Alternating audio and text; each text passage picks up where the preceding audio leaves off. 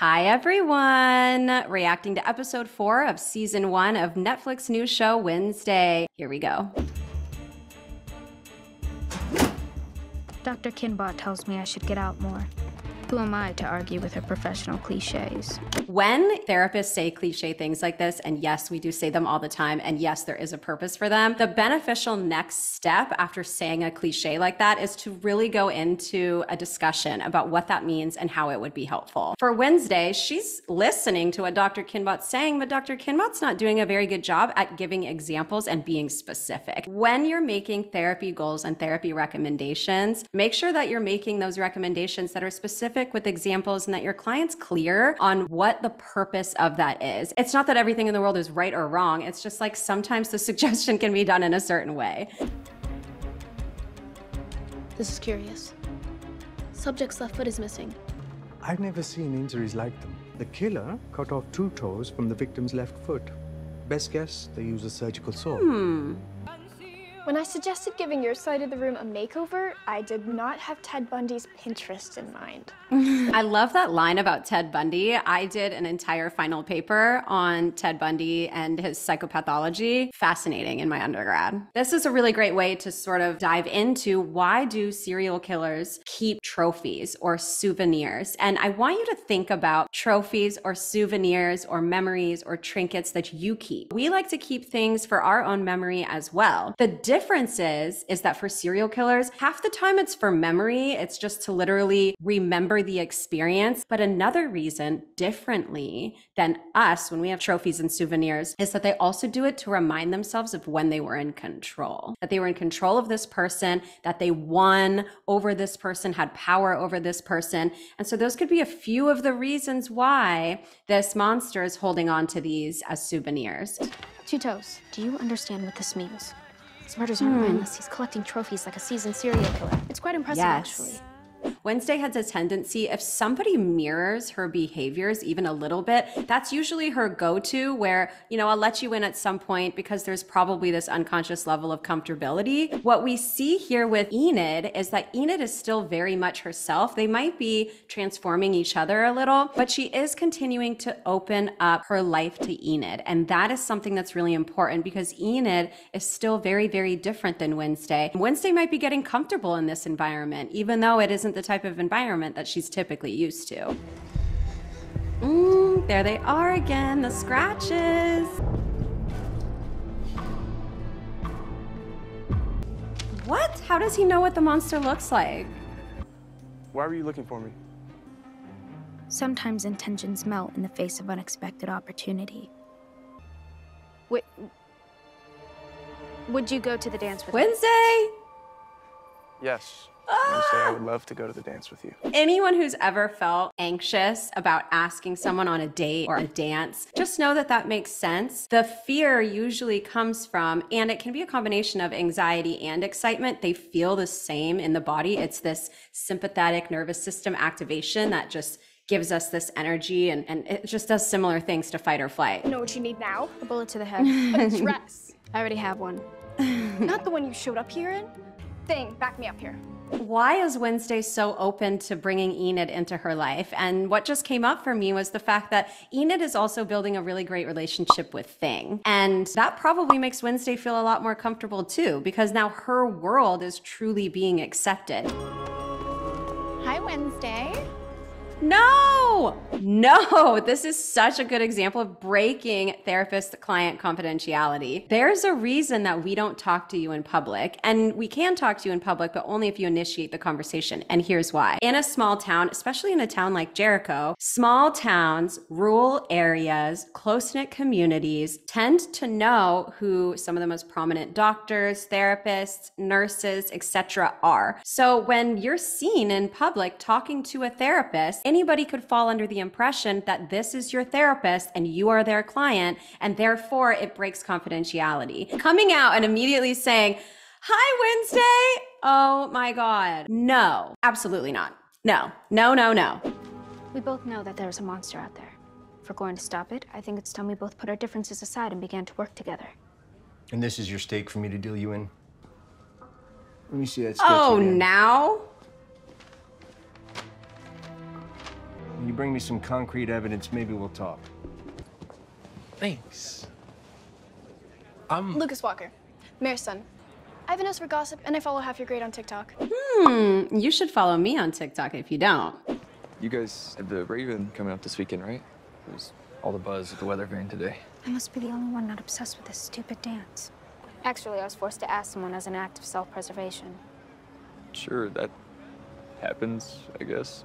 I was forced to ask someone as an act of self-preservation. This is just another part where we can talk about masking and neurodivergency. We get put on the spot and we realize that there's this expectation that we show up in a typical/normal way for the people who act typically and normally in society, where we will just say that we're fine, or we'll sit there really still, or we'll pretend like something is cool to us when it's not, or that something isn't overwhelming to us when it is.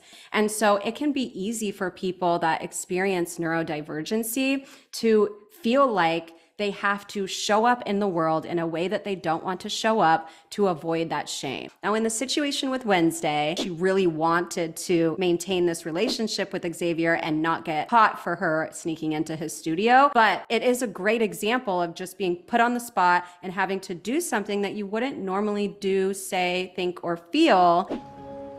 Got it. Hope you two have fun. He wanted to go I'm not sure why you're with becoming her. Yeah, that's kind of the problem. I mean, call me crazy, Wednesday, but you keep giving me these signals. It's not my fault I can't interpret your emotional Morse code. Again, this could easily be a neurodivergent conversation. However, it can also just be a conversation about the fact that people assume that when you do things or act a certain way, that you are doing it for the same reason that they would. But Wednesday's just acting like Wednesday. She's not somebody that's very touchy-feely. She's not somebody that's very emotional. She's not somebody that prefers to be connective in the typical way that people prefer to be connective. Tyler is misinterpreting her emotions or lack thereof, or her behaviors in general. We all have a tendency to mess up other people's intentions and to read people wrong. I'm just dealing with a lot right now. I need to prioritize. I need to prioritize. Thanks for clearing that up. No, that's gonna hurt. Guess give me a call if I ever move up your to-do list. His dad does not place him as a priority. And now Wednesday is not placing him as a priority. And when we have core wounds from our parents, whether it's a fear of abandonment, a fear of rejection, a fear of judgment, a fear of shame, fear of whatever it is that made us feel the worst growing up, and this can apply to early relationships as well. We're afraid of these things. They live within us as core memories. And that's important. Our brain holds on to these things because they say, I'm going to remember this so that if I see any signs of this situation potentially happening again, either in your body or out in the real world, I'm going to remind you. Uh-oh. Uh-oh. What the hell are you doing? How do you know what the monster looks like? That was my Or are these all question. just self-portraits? You were in here. Before, when I caught you outside. That's the only reason you asked me to the Raven, isn't it? Oh, she's gonna hurt him too unintentionally. When people really do not understand the minds of other people, it can be easy to hurt other people. That's why curiosity is so important. When our minds are consumed with something else that we find important, interesting, or necessary for our survival, we can tend to not be curious of what other people are thinking. When you are neurodivergent and you have difficulty with different types of empathy and or just the experience of your own emotions, it can be really difficult to try to interpret other people's emotions. And we can see that this is a recurring theme that they're placing in this series of Wednesday. Without curiosity and compassion, it can be really easy to hurt people's feelings. That's the claw of the monster, and that's a dried blood sample from a potential suspect. You know, I figured since neither you nor I have a date to the dance. We should go together. What? No. I was going to suggest we stalk out the cave and identify the monster. The boy I asked turned me down for another girl. Morticia front, in fact. Is that why she was crumpling up Morticia's paper and putting it in the fire? Grudges last so long. Flash. Tyler. Oh, he looks Got your invite. cute. Guessing you would dang drop it in the tip jar? Oh. Good guess. Wow. Oh. You look. Unrecognizable. Ridiculous. A classic example of female objectification for the male gaze. What happened to staking out the cave? She wants to go with him. Sure. I do really like being here with you, so I appreciate the last-minute invitation. So now we're talking about Wednesday Addams. Oh. Wednesday totally busted out of her cocoon. Everyone is happy she's there? Oh, well, Like a Ducks had a mom. almost everybody, not Bianca. Are those the playoffs? Who's winning, the Penguins or the Ducks? You follow pro hockey? Lifelong Sharks fan. You are different. It's not that she's different, it's that she's the same. She just humanized herself and he just started seeing her as a human or as similar to me. And this is what I meant in the last episode when I was saying it's so easy for people to other people when they don't see them as having the same values or qualities that they themselves have. We are much better off being curious about how similar we are to people than being certain on how different we are. Xavier told me what you did last year. How you and your friends assaulted him and destroyed his mural on Outreach Day. Look, I did a terrible thing, but I swear I'm not a terrible person. I did a terrible thing, but I'm not a terrible person. I have a viewpoint of people that do what society or even most of us would consider to be a terrible thing because I'm someone that's done terrible things. I was raised within the symptoms of borderline personality disorder, and we can learn from those things if we want to. In no way does it make this behavior okay. Does it make doing these terrible things okay? But I believe in that statement that I did a terrible thing, but I'm not a terrible person. And that's what I was talking about when I was listing out all those emotions in one of the other episodes. From like, these are the things that can make us monstrous. These are the things that can terrorize our brains and our bodies and make us do things that we wouldn't otherwise do. And so when Tyler says, I did a terrible thing, but I'm not a terrible person, I think the majority of people on this planet that do things that hurt other people are also hurt people. I may have done a little digging on you after we met. I'd do it again. I knew there's a reason I liked you. Here it is.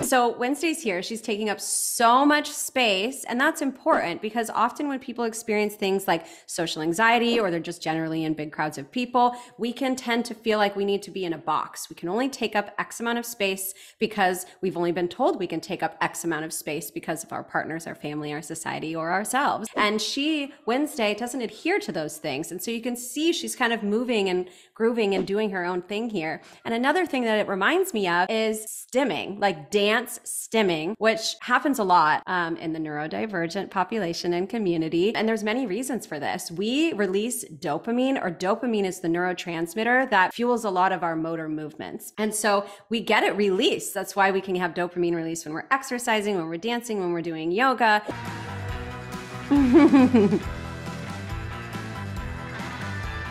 So good.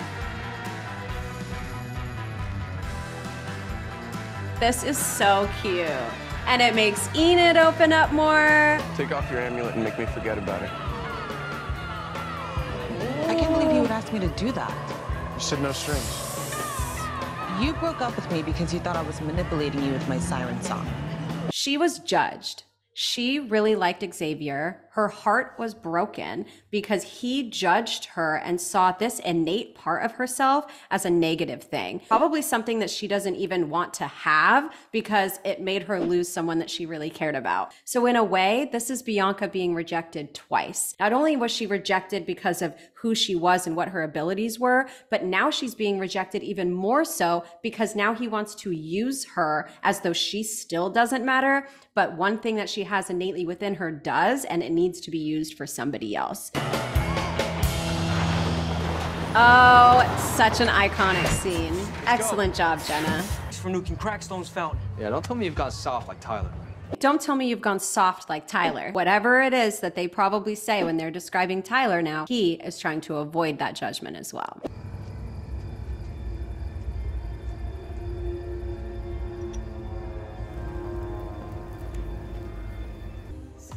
You don't know what it's like. Being beautiful and popular. Never knowing people's true feelings. If someone likes me for me, you're lucky. Do tell. You don't care what people think of you.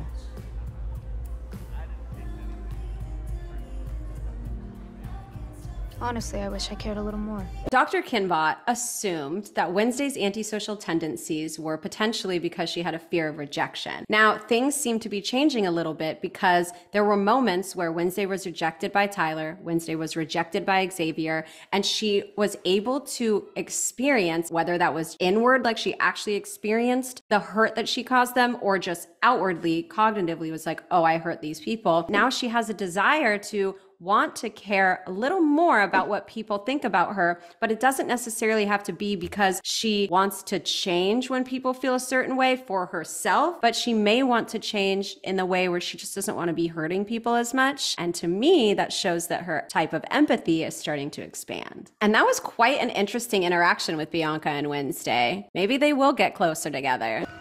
Come on, not little Eugene. Not little Eugene.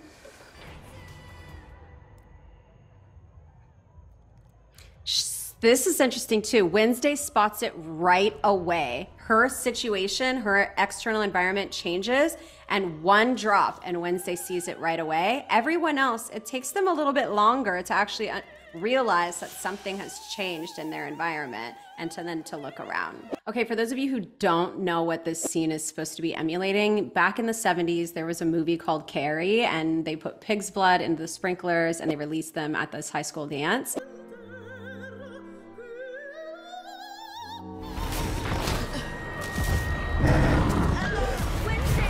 Wednesday was not fazed at all, even if this was supposed to be pig's blood, which she assumed that it was, and she just stood there. But what was interesting was so did Tyler for a little while. He just stood there too when everyone else was running away. You did this? Oh, I can't believe I fell for your crap. Wolf out. Wolf out. Get away from her! I didn't even want to go with him. I wanted to go she with was you. honest again. So Oh, see? She blew me off the other night and you never told me why.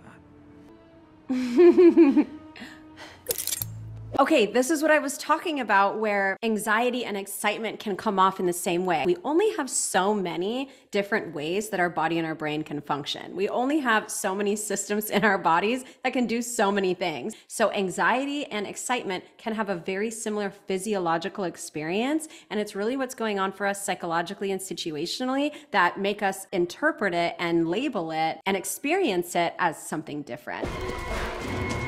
Go, Eugene! Well, they always fall. Oh no! Oh my God. Is he alive? Okay, next episode.